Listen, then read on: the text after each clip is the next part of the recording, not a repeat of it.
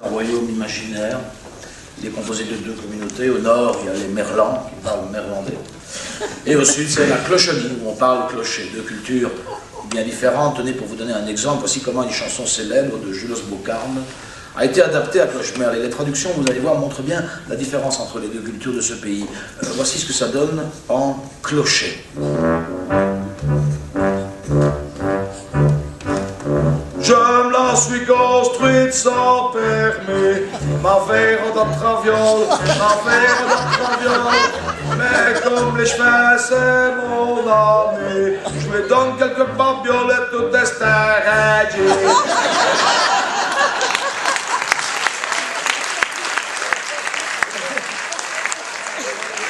Vous allez voir qu'en néerlandais, le ton est beaucoup plus politique.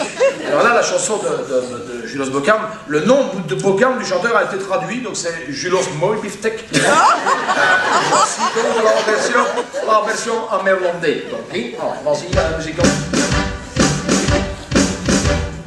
Je bent Sigel, wij zijn Formik. Je bent een Rio, je bent een Rio. Wij willen ons op de momie. Si tu fais c'est le Mario, alors on est parti.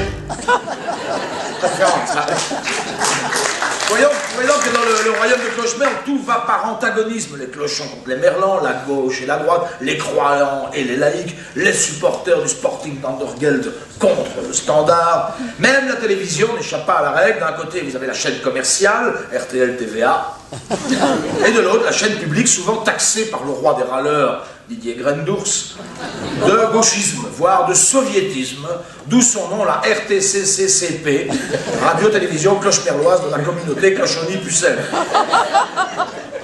Et chaque chaîne a son style. Côté commercial, on aime le populaire, l'émotion, le feel-good, par exemple. Pour les face-à-face politiques du dimanche, RTL TVA a dégoté un journaliste rondelet, genre pied dans le plat, que le public adore, parce qu'il fait semblant de ne rien comprendre aux subtilités, Pascal Vraibiès.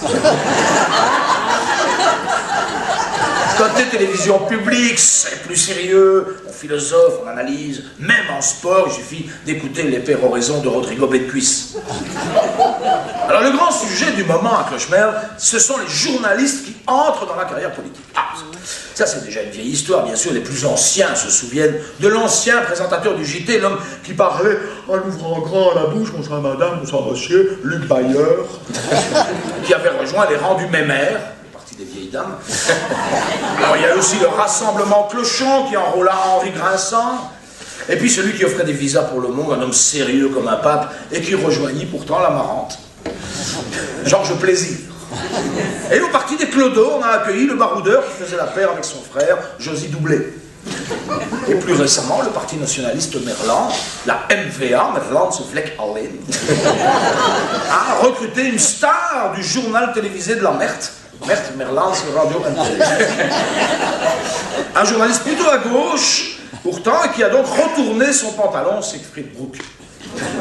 Et même la météo fournit des candidats sur la radio publique, qu'on appelle la dernière, suite à ses audiences. Denis Brouillard, enfin le ciel en bleu, tandis que son collègue de la chaîne privée, passé à l'extrême droite, il n'aime pas le ciel voilé, il veut traiter des racailles à la haute pression, Luc Muselmans. La grande nouvelle maintenant, c'est l'arrivée au Mémère du maître des débats politiques de la chaîne publique, celui qui faisait des passes en or au Parti bleu, Olivier Piédroit. Avec la grande question, et s'il revient? Avec sa couleur politique affichée, il ne pourra quand même plus exercer sa fonction de journaliste, car c'est bien connu, la RTCCCP n'est pas du tout politisée. Quand on y invite le Premier ministre, Pino di Pizzaiolo, on ne parle pas de dépenses, mais de recettes. Des pâtes, le poisson, son sushi.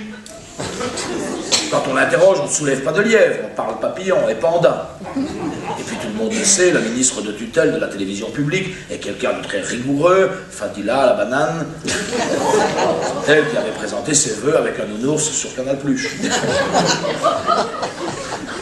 Eh bien donc les gens de Clochemerle sont rassurés, à la télévision de Clochemerle, il n'y a pas de piston et on n'arrête pas de le claironner. Voilà.